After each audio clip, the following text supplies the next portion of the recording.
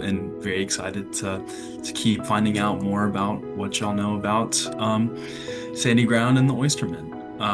So I have the privilege of asking the first question, and again, this is going out to everybody, so I guess we can kind of go around, individual by individual and see what you'll have to say. So our first question is, how did your family stories surrounding Sandy Ground and the Oystermen shape the way you viewed your community? And why don't we start, Mr. Damien, is it all right if we start with you? Sure, sure. So I'm new to reconnecting with the community, say within 10 years, on and off with years in between because I relocated to a different state. So the reconnection for me has also been about connecting with my immediate family, specifically my great aunt, Etta Logan, who grew up in Sandy Ground at 40 Clay Pit Road. I believe that was the address. And so connecting with her, bringing me out to Family Day for the first few years, and then showing up for other family services. For me, it has a meaning of deep connection and roots. As we all know, there were a lot of records kept for families of African or Caribbean descent here in the United States. So there was the sense of not having a past or a history that I could immediately look to. So connecting with Rossville and Sandy Ground opened up a whole new window for me to deepen my roots. Awesome. Thank you so much. All right, now we'll send it over to Miss Yvette Taylor-Jordan. And I can repeat the question. How did your family stories surrounding Sandy Ground and the Oystermen shape the way you viewed your community? For me, ever since I was little, I knew about my family's involvement in the oyster industry and how my great-grandfather came up and he was an oysterman. So that was always interesting. And I lived in Sandy Ground for the first 4 years of my life, but then we moved to Eltingville, which if you know anything about Staten Island, it's extremely different from Sandy Ground. And I was the only fly in the milk, so to speak. But every Sunday or every activity surrounding church, I was there and really deeply embedded in that community. And then later on, as a history teacher, because I'm an educator by trade, I really I enveloped so many of my lessons around what I learned in Sandy Ground, and especially since I taught U.S. history, it was easy for me. And then I would invite some people from Sandy Ground, my mother especially. She was also an educator and the first president actually of the Sandy Ground Historical Society. So she came and showed a lot of artifacts about Sandy Ground, and some of which I have still. So for me, it was a part of my being. It's my fabric, right? And so that's how the connection was for me. Fantastic. Thank you so much. All right, now I guess we'll pass it over to Miss Lucille Herring. Again, I can repeat the question. How did your family stories surrounding Sandy Ground and the Oystermen shape the way you viewed your community? I'm part of the Moody Pedro family.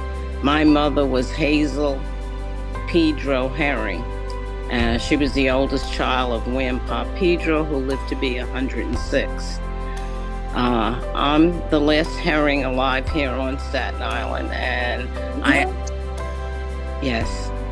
I have the honor of living in one of the family houses on 36 Clay Pit Road. So I'm a Sandy Grounder. Like Yvette, my father came from Elizabeth City, North Carolina, and I'm finding out that several other blacks also came from Elizabeth City, and landed in Staten Island. And he owned a moving business, Great Kills Moving and Storage. And we had the trucks.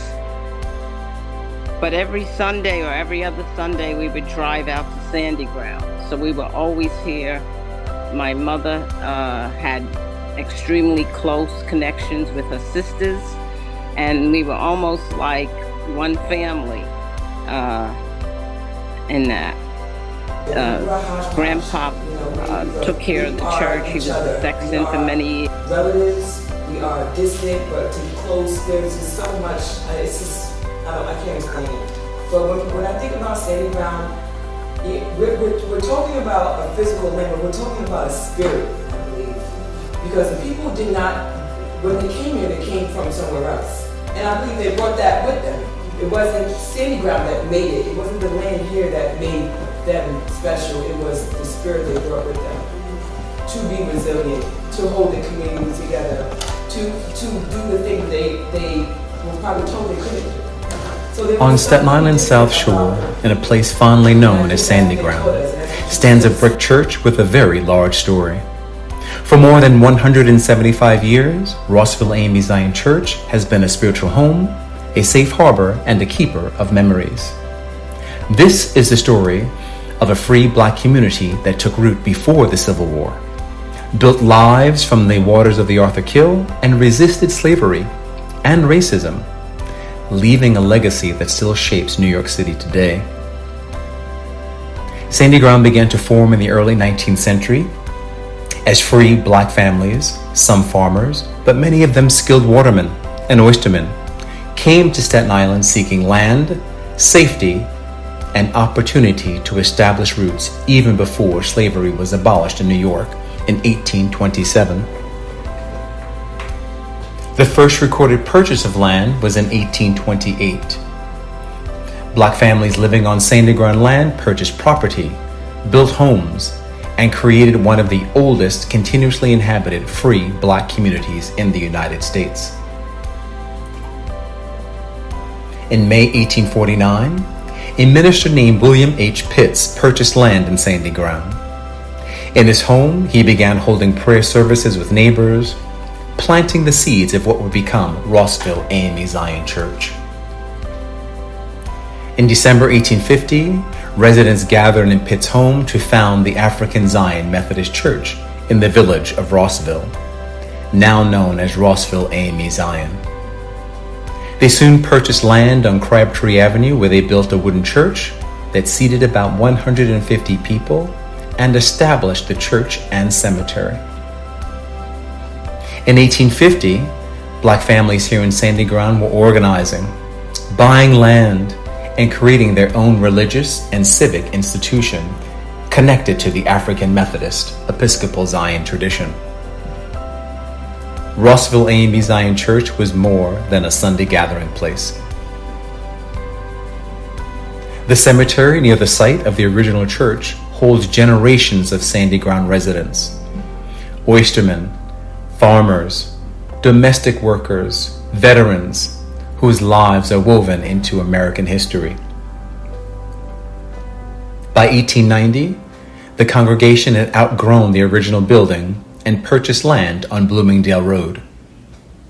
A new church was completed here in 1897, the structure that still stands today.